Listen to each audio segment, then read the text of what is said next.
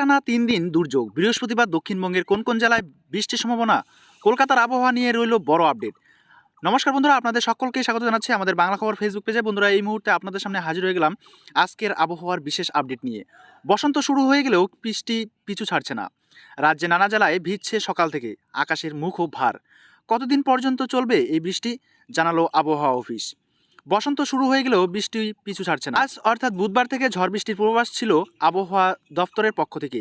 সেই মতোই রাজ্যের বহু জেলায় সকাল থেকেই শুরু হয়েছে বৃষ্টি। দক্ষিণবঙ্গের কিছু জেলায় বিক্ষিপ্তভাবে শিলাবৃষ্টিরও সম্ভাবনা রয়েছে। দক্ষিণবঙ্গের আকাশ মেঘলা সকাল থেকেই, পাশাপাশি ঝড়ো হওয়ার সঙ্গে বজ্রবিদ্যুৎ সহ বৃষ্টির আশঙ্কা রয়েছে। শুক্রবার পর্যন্ত বজ্রবিদ্যুৎ সহ বিক্ষিপ্তভাবে বৃষ্টির সম্ভাবনা দক্ষিণবঙ্গের বিভিন্ন জেলায়। আজ দক্ষিণবঙ্গের প্রায় সব জেলাতেই বৃষ্টির সম্ভাবনা রয়েছে। বৃষ্টির সঙ্গে ঘন্টায় 40 থেকে 50 কিলোমিটার গতিবেগে দমকা ঝড়ো হাওয়া বইতে পারে। আগামীকাল অর্থাৎ 21 মার্চ বৃহস্পতিবার বৃষ্টির সম্ভাবনা কিছুটা হলেও কমবে। তবে উপকূলের ও সংলগ্ন জেলাগুলিতে বিক্ষিপ্তভাবে বৃষ্টির সম্ভাবনা। 30 থেকে 40 কিলোমিটার গতিবেগে বইবে দমকা ঝড়ো হাওয়া।